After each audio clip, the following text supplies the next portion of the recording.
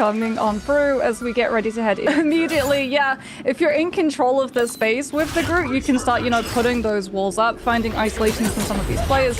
If you're trying to play into a retake, though, you don't get to look for those opportunities, especially since space is so Quick grab there coming through from the Carbon Crush onto Rosa, but Crisis Healbot standing behind, ready to go. Leolaz time to lay down, but the healing and the damage as the Rage of Ultron is declared across. Is going to be taking advantage of the better ultimate economy by one side of these slices of beam.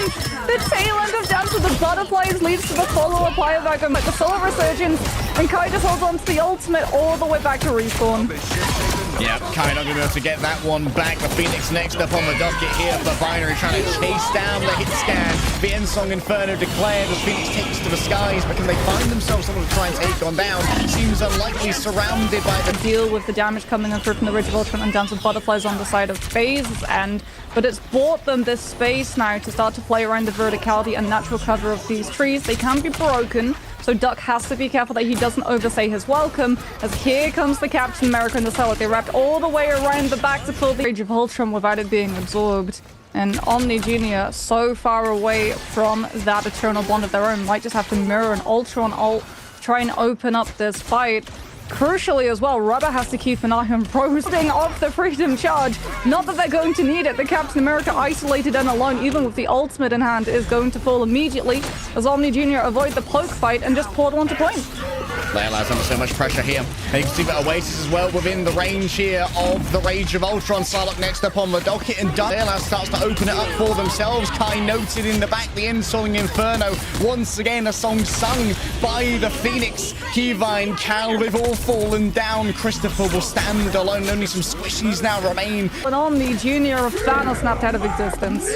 Yeah, Carbon Crush cracks through the Silicon Leolaz. There was an ambitious attempt at a Meteor there, but unfortunately Christopher just ain't that guy. And FaZe managed to find the quack of the defenses, but Ducks Films was trying to keep stopping there. And that's gonna be out their positions. We've seen all of the tier list Phoenix. There was no punishment for them all stacking up together to take all of the damage from those spark explosions coming on through, and then just taking advantage of how one-sided the first fight was, having the ultimate economy, knowing that Omni Jr. even into things like a dry Dance with the Butterflies didn't have the strategist ultimate yet contested.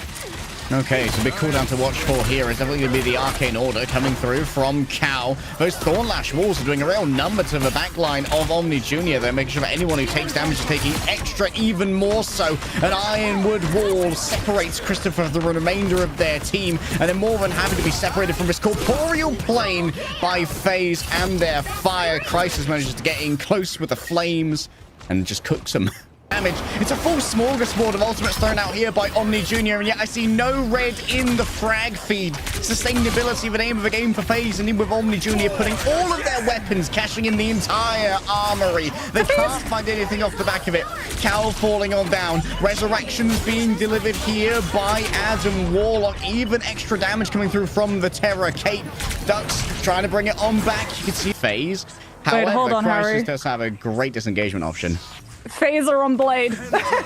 This is not a drill. FaZe are on Blade. It is out of spawn. It is real. All we're going to see is stick around long enough for Price and Fold Slash. And there's no Maelstrom of Madness supercharged on up to find the pick, nor is there a damage boost because Keyvine was using the Eternal Bond rather than the Terror Cape to set up the follow-through. Now the Supernova comes out from Crisis directly onto Cal. They know the Scarlet Witch's location. They don't want to let that pure reality erasure come on through, and they manage to catch it directly in the middle of everything. And the 1000-fold slash, it's real, it exists, it found its target, it did more than just paper cuts. Venom, they have to scout the torch. If they don't figure out this rotation that FaZe make, and they manage to find that in onto the backline and the Adams position, it's going to be curtains for Omni Jr. as out comes that Venom dive. The immediate Terror Kit comes on through. The Eternal Bond is out of the strangling prison, but the rest of the team, the same cannot be said, and FaZe have so much unsolicited damage.